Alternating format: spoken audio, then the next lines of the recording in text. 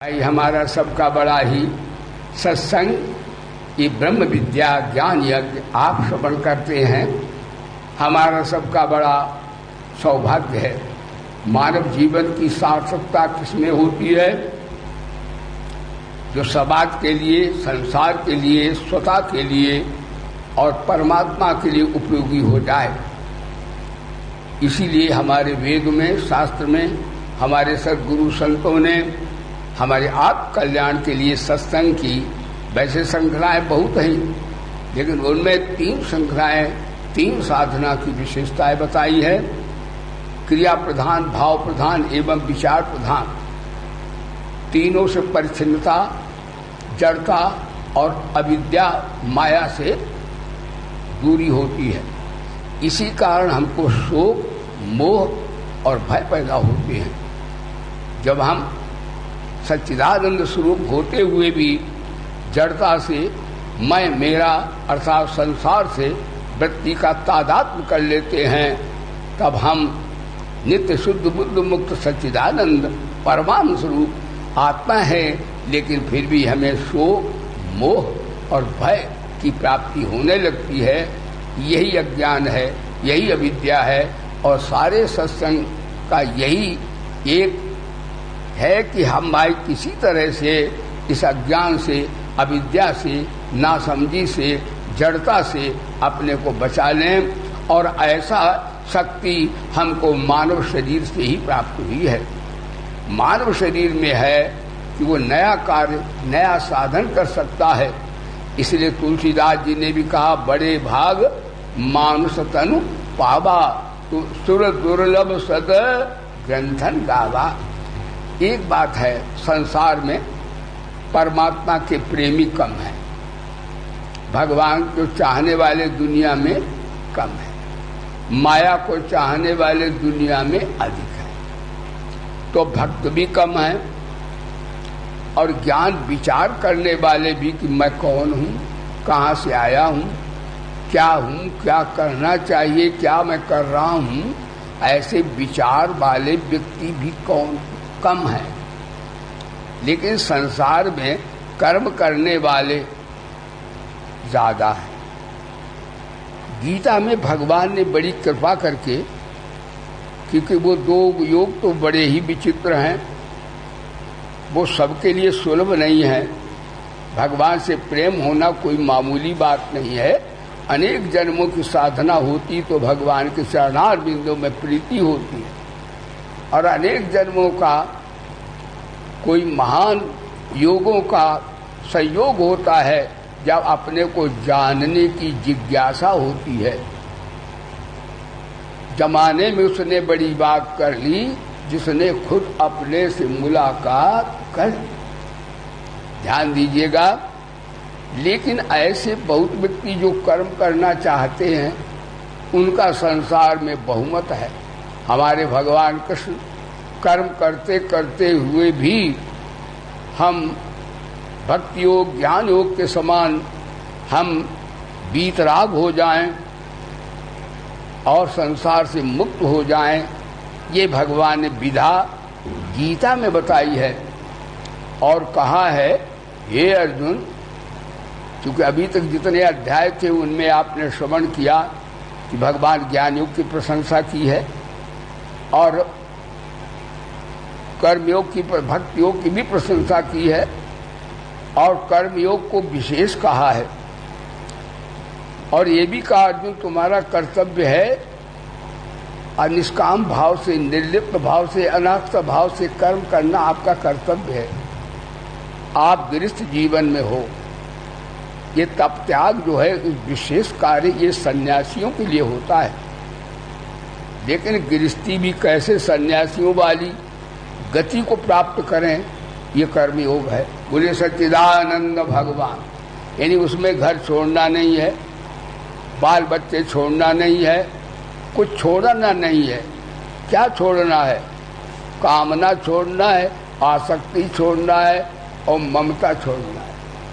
गीता का उपदेश, आज का प्रवचन, काम ना छोड़ो। प्रेम से बोलो मेरे साथ, काम ना छोड़ो। कर से कर्म करो विधि नाना, काम छोड़ दोगे तो बिना खाए तो कौर भी नहीं जाएगा पेट में। नहीं कच्चित क्षणवत जात तिष्ठत्य कर्म करता, बिना कर्म किए कोई ज्ञानी ज्ञानी रह ही नहीं सकता। बोले गीता माता की हरि ज्ञान चर्चा सुनाती है गीता, हरि ज्ञान चर्चा सुनाते हैं। द्वैत बुद्धि भगाती है गीता, द्वैत बुद्धि भगाती है। तो भाई हम कैसे कर्म करें भाई, ताकि कर्म करते करते हम अनासक्त हो जाएं और हमें आसक्ति न हो। तो भगवान कहते भाई देखो, काम ना छोड़ो, कामना छोड़ो, काम को निकम्मे हो जाओगे। इसलिए भगवान ने कामना के त्याग की बात कही है। व्यापी रहो संसार में माया कटक प्रचंड, सेनापति कामादि भट दम्भ कपट का पाखंड। ये काम जो है, काम कहते इच्छा को, ये चाह चमारी चूहरी सब नीचल की नीच, तू तो पूर्ण ब्रह्म था चार होती। इसलिए भाई कामना के त्याग की गीता में बात भगवान ने बताई है और कहा कि भाई ये मैंने योग जो ये प्रचलन था लोक में कि भक्ति योग से ज्ञान योग से ही कल्याण होता है, यही दो मार्ग है। और वेदों में यद्यपि कुर्बन ने कर्माणि कर्मियों का वर्णन आया है, लेकिन वेदों में संक्षिप्त रूप से आया है। गीता में उन्होंने विस्तार से डिटेल में अच्छी तरह से कर्मयोग से भी महाराज जड़ता से संबंध विच्छेद हो जाता है। जब कर्म अपने लिए किया जाता तो जड़ता जीवित रहती है, मैं और मेरा जीवित रहता है, अविद्या जीवित रहती है। जब व्यक्ति अपने स्वार्थ के लिए, अपने संबंधियों के लिए, अपने तबके वालों के लिए, मैं तो कहता हूँ अपने राष्ट्र के लिए भी जब कार्य करता है तो मैं और मेरा जीवित रहता है। और जब यही कार्य किसके लिए किया जाए, समाज के लिए। ध्यान दो कि उस समाज से शरीर मिला है। वैसे भक्ति योग में तो भगवान से मिला है, लेकिन कर्म योग का ये प्रसंग है, इसलिए शरीर मिला किससे है, नाशवान जगत से। शरीर मिला किससे, माता पिता से, अपना नहीं है, माता पिता से मिला है। और एक बात, शरीर ही नहीं मिला संसार से, हमें जो ज्ञान मिला है वो गुरुओं से मिला है, कि गुरु के बिना कोई ज्ञान होता नहीं। इसलिए गुरुओं ने हमें विद्या दी, बोले धर्म की। माता पिता ने हमें शरीर दिया, ध्यान देना। और लोक में भाई बहनों ने हमें आत्मीयता दी, प्यार दिया, ध्यान देना। ये शरीर जो है हमारा आपका नहीं है, दिया हुआ है, माता पिता का दिया हुआ है। और विद्या गुरुजी ने दी है।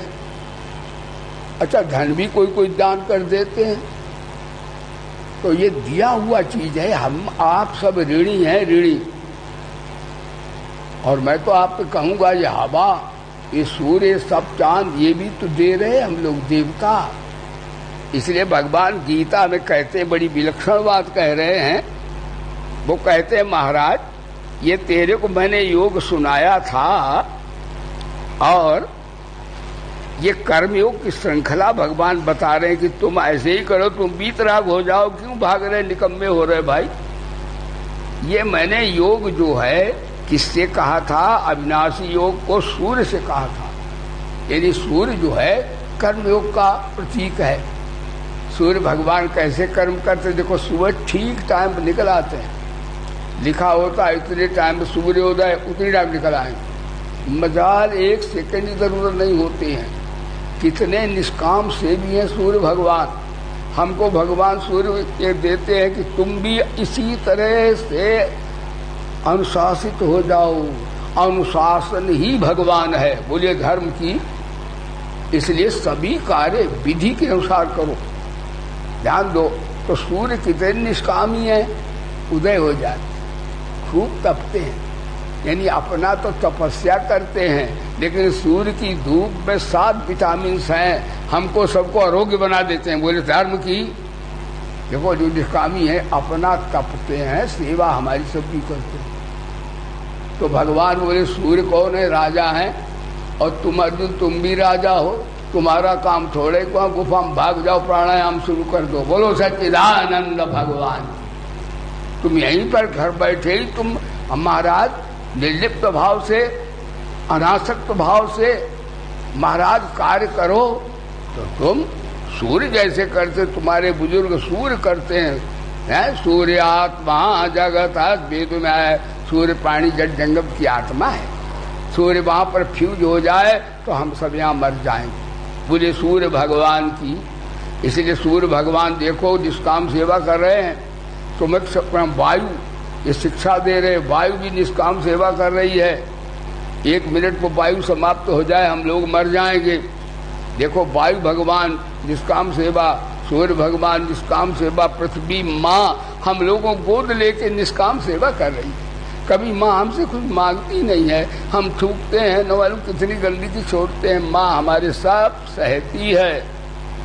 इसलिए पृथ्वी माँ का भाई ये भी देखो निष्काम सेवा कर रही है। अग्नि सबको पचा के सबको एक जैसा भोजन देती है, सब दे रहे हैं। इसलिए भगवान बोले जब सब दे रहे हैं और कैसे दे रहे हैं, निष्काम भाव से, तो तुमको एहसान करते हो जो निष्काम भाव से सेवा समाज की माता पिता करो, तुम्हारा भी कर्तव्य यही है। और तुम अपने लिए करोगे तो अहंता ममता जीवित रहेगी। हाँ जी, और अहंता ममता जीवित रहेगी तो कर्ता जीवित रहेगा, तो 84 लाख में गमनागमन हो जाएगा। इसलिए आपके बुजुर्ग भगवान आगे कहेंगे, ये मैंने राज ऋषियों को ज्ञान सुनाया था। कर्मयोग मैंने राजा और घर गृहस्थी में कर्म करते करते बीतराग हो जाएं। हाँ महाराज, स्वरूप को बोध हो जाए, परमात्मा की प्राप्ति हो जाए, कर्मयोग में विधान है। भगवान बोले जैसे भक्तों को भगवान मिल जाता है, जैसे ज्ञानियों को भी अपने स्वरूप का बोध हो जाता है, ऐसे ही सबके हित के लिए कार्य करने से महाराज कर्मयोग वाले को भी हाँ बंधन मुक्त हो जाता है, उसके कर्म बंधन सब छूट जाते हैं और वो भी मुक्त हो जाता है। उसे भक्ति भी प्राप्त हो जाती है और विचार प्रधान उसे ज्ञान भी प्राप्त हो जाता है। 2 ही बातें हैं, वफा की आत्मा कर देख लो, या तो मेरे बनो या मुझको अपना बनाकर देख लो। और ये कर्मयोग जो है एवं परंपरा राजर्षियो विदु, भगवान ने राजर्षि को अव्यय कहा है कि एक परंपरा जो है मैं सुना रहा हूँ। सूर्य ने अपने वैभव मनु से कहा और मनु ने इक्ष्वाकु के प्रति कहा, और इस प्रकार परंपरा से प्राप्त हुए योग को राजर्षियों ने, राजर्षि माने कर्म करते करते, राजर्षि माने राजा होकर के संत। बोले धर्म की, एक होता है ब्रह्म ऋषि, एक होता राजर्षि, एक होता महर्षि, एक होता देव ऋषि। यहाँ पर राजर्षि विदु आया गीता में, यानी भगवान बोले जैसे देवर्षि माने देवलोक में होते देव ऋषि, ब्रह्म ऋषि माने आचार्यगण होते ब्रह्म ऋषि उन्हें कहते हैं। लेकिन राजर्षि संत कौन होते, जो राजकाज करते करते महात्मा होते, उन्हें राजर्षि कहते हैं। तो उन्होंने कहा तुम उस पार्टी के संत हो जो कर्म करते करते बीतराग हो गए हैं, नई बात नहीं बता रहा हूं तुमको। इस प्रकार आप परम प्राप्त से प्राप्त वो राजर्षियों ने जाना। मैंने सूर्य को कहा, लेकिन सूर्य के द्वारा फिर राजर्षियों ने जाना। किसने किसने जाना, तो भगवान कहेंगे महाराज कौन कौन हैं, उनके नाम भगवान बोले देखो उन राजर्षियों में बहुत से ऋषि है। जनक जी का नाम आगे लेंगे भगवान, जनकादया, और एक अश्वपति राजा हुए। वेदों में आता है कि अश्वपति राजा से ब्रह्म ऋषि जो कि आपका काम आत्मा राम एकांत में साधना करते वेदांत की, वो भी महाराज अश्वपति से ज्ञान सुनने गए। यानी निष्काम कर्म योग में इतनी ताकत आ जाती है कि महाराज उसे ऋषि मुनि महात्मा भी जनक जी से ज्ञान सुनने गए। कहते सुखदेव जी हाँ जनक जी के दरबार में ज्ञान सुनने गए थे। यदि निष्काम कर्म करते करते जनक जी को इतना ज्ञान हो गया कि महाराज वो देहाध्यास से ऊंचे उठ गए थे जनक जी। हाँ तो इस प्रकार से जनक जी का भगवान ने नाम लिया। इस कारण गृहस्थी जीवन में व्यक्ति जनक जैसे, राजर्षियों जैसे, सूर्य जैसे कितना बढ़िया दृष्टांत दिया है हम सबको। जैसे हमारे देवी देवता ये निष्काम सेवा में हैं, इसी तरह हम लोग भी निष्काम सेवा करें। हाँ, न कर्तृत्वम न कर्माणि, यानी कर्म करें। किसके लिए करें? समाज के लिए करें। पौशाला करें, गौशाला, देवालय, अनाथालय, विद्यालय, सबकी सेवा करें और निष्काम भाव से सेवा करें। उसमें ये न करें मैंने ये काम किया, मैंने काम किया। जैसे दान देते हैं लोग और बुलवाते मैंने दान दिया, मैंने ये किया, मैंने वो किया। तो दान तो हुआ है, लेकिन उसके दान से क्या हुआ? पुण्य हुआ आपको। उससे आपकी अविद्या नहीं जाएगी, अज्ञान नहीं जाएगा, भगवान से प्रेम नहीं होगा। क्योंकि आपने किया है तो किए की अहंता जीवित हो गई है। जब तक अहंता जीवित रहे, अहंता मरती कब है? जब दूसरों के हित के लिए हम कार्य करते हैं तो हमारे जो कर्म का बंधन है वो टूट जाता है। वेदांत में अविद्या की निवृत्ति से सुबह का बोध होता है। इसी तरह निष्काम कर्म करने से जो जन्म जन्मांतर का ऋण, कर्जा वो समाप्त हो जाता है और उसे अपना जो अपना मानता था मैं और मेरा, उसका समाप्त हो जाता है और वो जीवन मुक्त सरल रूप से हो जाता है। इसलिए कर्म सदा निष्काम करेंगे, गीता जी का पाठ करेंगे, है कर्म सदा। आज का प्रवचन सब भाई बहनों निष्काम कर्म करेंगे। आज श्रावणी है तो श्रावणी के विषय में भी जरा उद्बोधन संकेत देता हूँ। ये श्रावणी जो है हरा भरा ये पर्व है हमारा सनातन धर्म का। श्रावणी का तात्पर्य इसमें ये होता है कि श्रावणी में अपने हमारी बहनें, पूज्य बहनें, माताएं जो भी हैं वो रक्षा बंधन करती हैं। बहनें भाई के रक्षा बंधन करती हैं।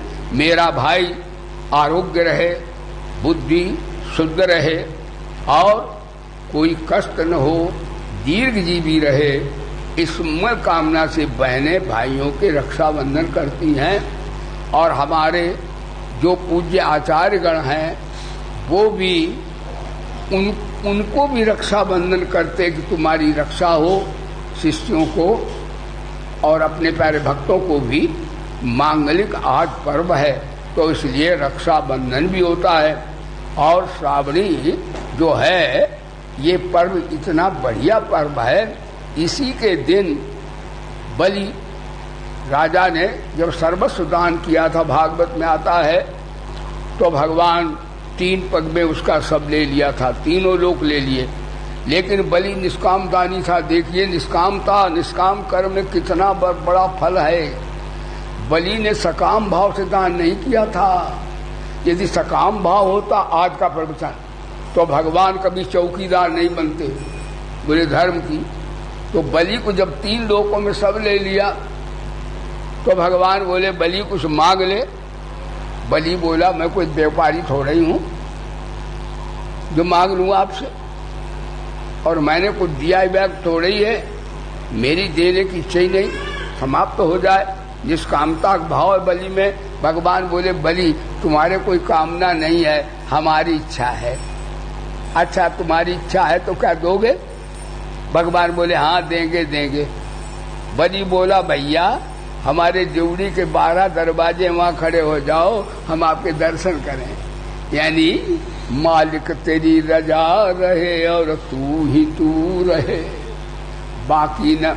हाँ हाँ मालिक तेरी रजा रहे और तू ही तू रहे, बाकी न मैं रहूं न मेरे आरज़ू रहे।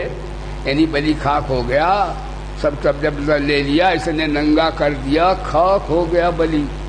उसकी अहंता ममता समाप्त हो गई। अहंता ममता समाप्त हो गई तो बलि हो गया सरदार, ठाकुर हो गए चौकीदार। बोलो सच्चिदानंद।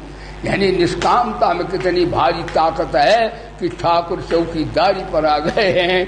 ऐसे निष्काम कर्म योग जो है बड़ा महान योग है। तो आज के दिन लक्ष्मी माता भी ठगने गई थी। बहनों को आज के दिन अपने भाइयों के पास जाना चाहिए और जो भी अपनी भावना हो अपने भाई से बहन कह सकती हैं। हाँ बहनें, देखो भाई जो होता है बहन का निष्काम स्वामी है। देखो पति पत्नी सकाम होता है, पति सकाम स्वामी है, लेकिन भाई बहन का निष्काम स्वामी होता है। तो बहनें अपने भाई प्यारे को जाती है बांधने के लिए। आज बलि के यहाँ वो गई और बांधा रक्षाबंधन, क्योंकि ठाकुर जी तो निष्काम सेवा वाले के बस में हो गए।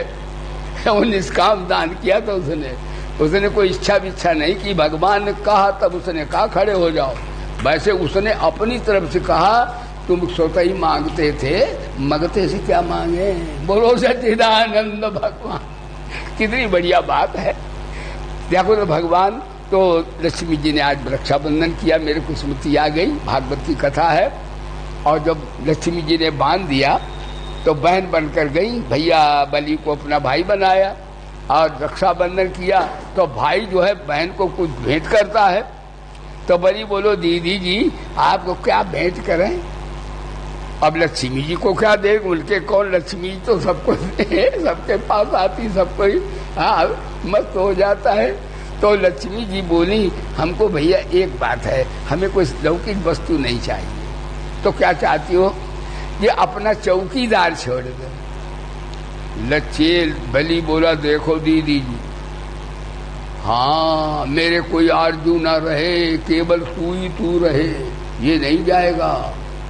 शरणागति में मालिक न मेरी, हाँ मालिक तेरी रजा रहे और तू ही तू रहे, बाकी न मैं रहूं न मेरे आरजू रहे।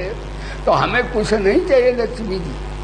लक्ष्मी जी ने भी कहा हमें कुछ नहीं चाहिए। अब भाई बहन दोनों हो गए निष्काम, तो क्या चाहिए। आखिर लक्ष्मी जी को हारना पड़ा निष्काम दानी के सामने। लक्ष्मी जी बोली भैया चौकीदार का चौकीदार नहीं छोड़े। लक्ष्मी जी मेरे आप जान ले लो बहन जी, मैं प्राण दे दूंगा, चौकीदार नहीं दूंगा। यानी रजा कौन, ईश्वर ही रह जाए, परमात्मा ही रह जाए और सब अहंता ममता सदा के लिए समाप्त हो जाए। बोलो सच्चिदानंद भगवान। तो महाराज भगवान माल्या पर किया तो भगवान बोले चलो तेरी रजा रह जाए और मैं तेरा चौकीदार बना। यदि शरणागति है बे और निष्काम कर्म की सिद्धि भी इसमें है। श्री हिंसायाम धातु से शरणागत शब्द उत्पन्न होता है। आज तक भगवान चौकीदार हैं, लेकिन भगवान ने 4 रूप रखे हैं। बद्रीनाथ में तपस्या, और जब जब धर्म की हानि होती तो अवतार लेते हैं। जगत रूप भी वही है। और देखो निष्काम दाता, निष्काम सेवक के यहाँ भगवान आज भी चौकीदारी कर रहे हैं। ये निष्काम कर्म में कितनी भारी ताकत है। आज यहीं पर बोले सच्चिदानंद भगवान की बोलिए वेद भगवान की, श्री गायत्री माता की, श्री गंगा माता की, श्री भोले बाबा की, श्री पवन सुत हनुमान की। धर्म की, अधर्म का, प्राणियों में और विश्व का। हर हर महादेव। जय जय श्री राधे श्याम। सर्वे भवन्तु सुखिनः, सर्वे सन्तु निरामया, सर्वे भद्राणि पश्यन्तु मा कश्चित् दुःखभाग् भवेत्। गुरुदेव भगवान की जय।